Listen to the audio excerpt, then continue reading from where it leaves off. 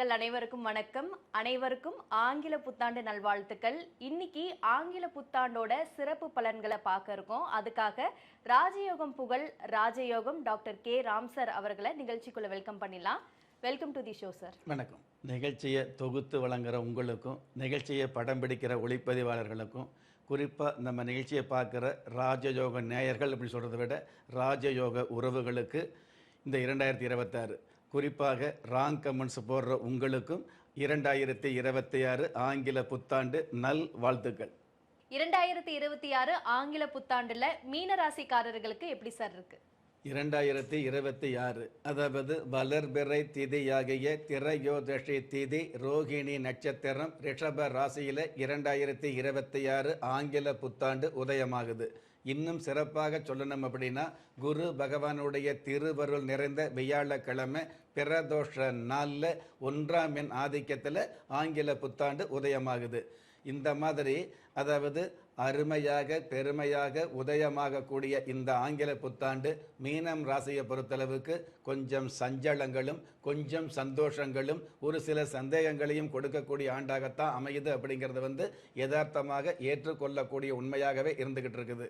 புத்தாண்டு கிரக நிலைகள் ஓரளவு சாதகமாகவே இருந்துகிட்டு இருந்தால் கூட உங்களுக்கு ஜென்மச்சனி அப்படிங்கிற ஆதிக்கம் ஒரு சில பாதகங்களை கொடுக்கக்கூடிய அமைப்பில் இருக்கிறதுனால எந்த நேரமும் அதாவது சிறப்போடு இருக்கிறோம் அப்படிங்கிறத விட பொறுப்போடு நடந்து கொள்ள வேண்டிய ஆண்டாக 2026 அமையுது.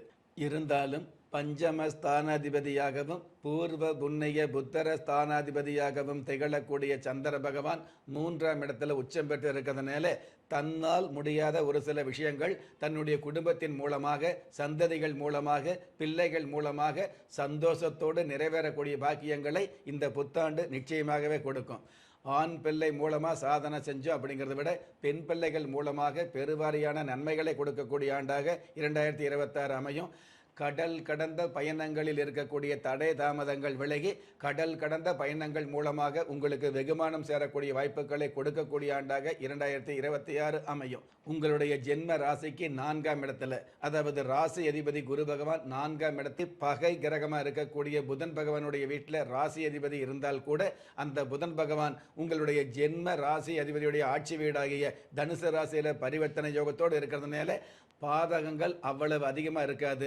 அதற்கு மேலே சாதகங்களை கொடுக்கக்கூடிய வாய்ப்புகள் சந்தோஷமாக அமையும். அப்படிங்கிறது சந்தோஷமான விஷயம்.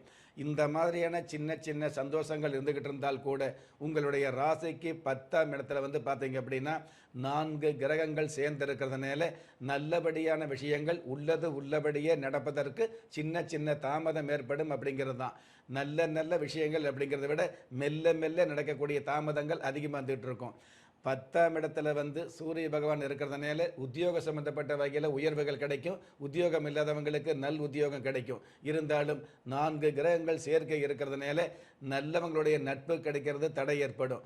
அதே மாதிரி நல்ல மனுஷால சந்திக்கக்கூடிய நல்ல உறவுகளை சந்திக்கக்கூடிய வாய்ப்புகள் தடைப்படும். ஒரு சில உறவுகள் மூலமாக சங்கடம் ஏற்படுவது, தேவையான நட்புகள் மூலமாக பிரிவுகள் ஏற்படுறது. அதாவது உங்களுக்கு நம்பிக்கையான நபர்கள் மூலமாக நம்பிக்கை இல்லாத பிரிவுகளை கொடுக்கக்கூடிய அமைப்பு இருக்கிறதுனால கொஞ்சம் கவனமாக இருக்கக்கூடிய சூழலை கையடக்கமாக ஏற்றுக்கொள்வது நல்லது. Super sir. இந்த மீனராசிக்காரர்கள் நிறைய தடைகள் ஏற்படுறதுக்கு நிறையான வாய்ப்புகள் இருக்கு அப்படின்னு சொல்லியிருக்கீங்க சார். எந்த வழிபாட்டு முறையினால அவங்களுக்கு தன்னம்பிக்கை ஏற்பட வாய்ப்பு இருக்கு?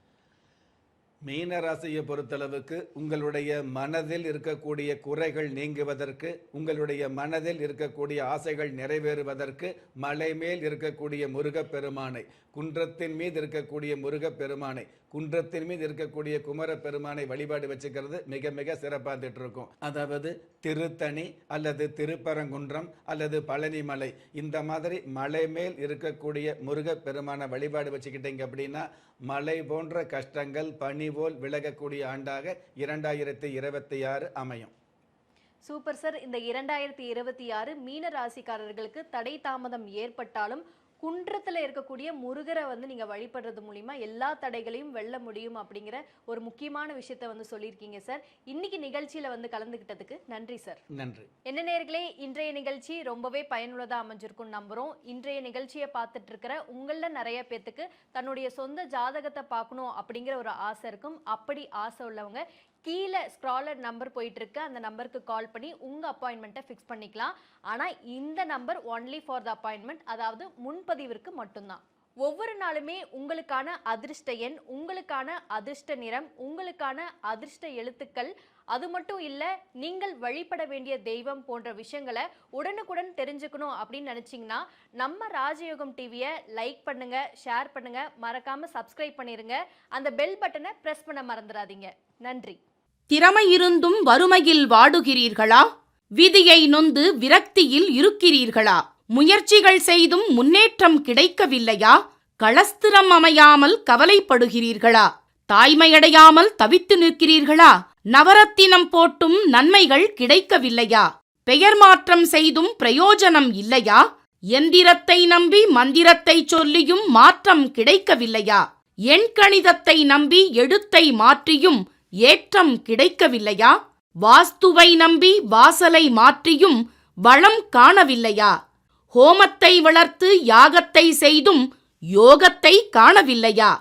திரும்பிய பக்கமெல்லாம் திண்டாட்டங்களையே சந்தித்த உங்களை யார் கைவிட்டாலும் ஆன்மீகம் கைவிடாது. ஆம், அண்ட நிழலும் இல்லை, ஆதரிக்க யாரும் இல்லாதவர்களை குலதெய்வம் கைவிடுவதில்லை. கிள்ளிக் கிடைக்கக்கூடிய யோகங்களை அள்ளிக் கொடுக்கக்கூடிய ஆன்மீக அற்புதம் குலதெய்வ விருட்சம். திக்கற்ற யாவரும் ஒப்பற்ற பயன்பெற வாங்கி பயனடைவீர். குலதெய்வ விருட்சம். குலதெய்வ விருட்சம், குடும்பமே சுபிட்சம்.